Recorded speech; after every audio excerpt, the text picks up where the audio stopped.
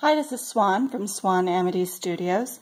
Today we're going to be using our free motion foot to do a little ditching on a project that requires that we get right up to the edge of our seam allowances. What we're going to be looking at, most importantly, is how do we do this without having to stop and start and bury more tails than we really need to. So we're going to be looking at our shapes and how do we get around those shapes and down to the next section without having to break thread more than necessary. So what I've done in advance is assess my shape and say I'm going to come along this line and I'm going to stop and pivot when I get to this intersection. I'm going to then come around the triangle and then continue down, and then I'll come along the base of the triangle over here. Now, to work today, I'm also working with the Amity Glove, which is a glove that I've designed for quilters, and it has an adjustable wristband, it has breathable mesh material in the back, no rubberized surfaces on the bottom.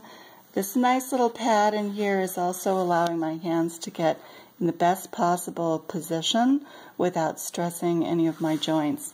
You'll notice too that we're all touchscreen technology here, and what that's allowing me to do is use my video today without having to take my gloves off.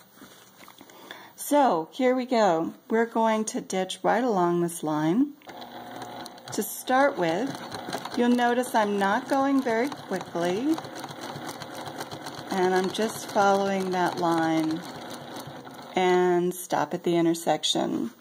So at that intersection now we wanted to change directions and come around the triangle.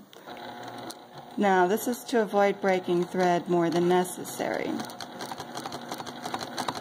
Here we go, we're coming around the top of the triangle. And we're going to do a little hop, come down the edge.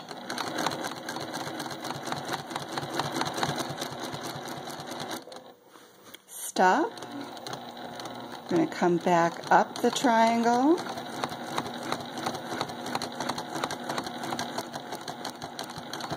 Now we're back where we broke off here. And what I'm looking for now is to come again back down that original line that we started.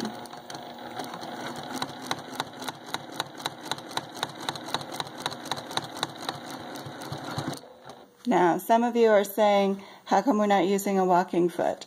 And the answer is absolutely, you can use a walking foot when you're doing any kind of ditching straight lines.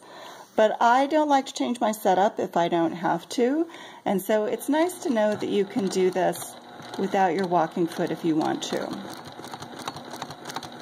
So here I'm coming right across that line of the base of the big triangle. Notice I don't have to go very fast. I can control this at the speed that I'm going, and so there's no such thing as going the right pace. The right pace is what works for you. So now I'm in a new triangle set, and now I can repeat the same thing. Let's watch that one more time. So this time we're going to come right down the edge of the triangle just like we did last time.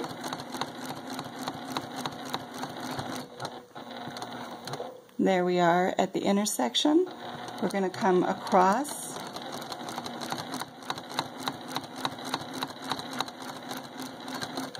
And then we're going to come down. We're going to wrap all the way around the triangle this way.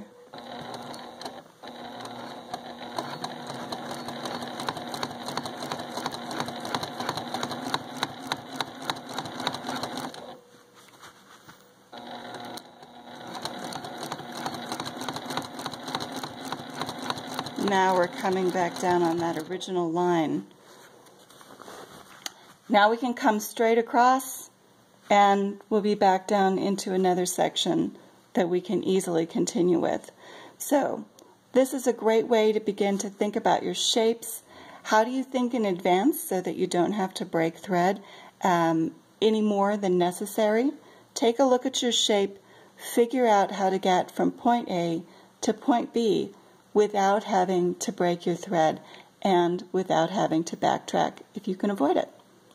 I hope you're having a fabulous day quilting the world. Don't forget to check us out at swanamity.com. That's SWANAMITY.com.